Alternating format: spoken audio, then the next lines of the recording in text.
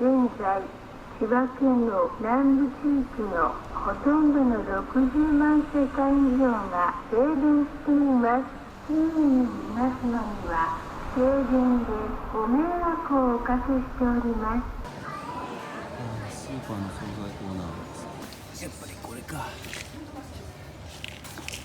いしょ。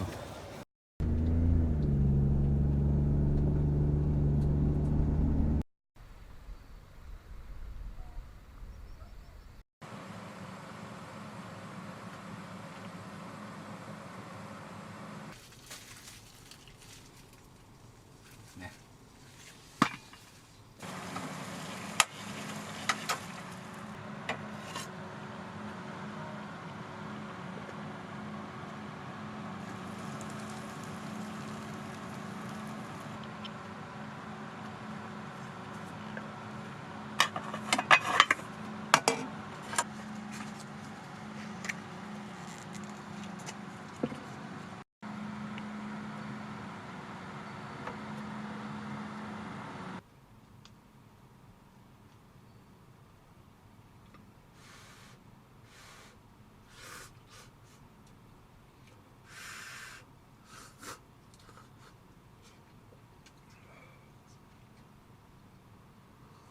朝から停電と午後から断水、もう街中機能停止してます。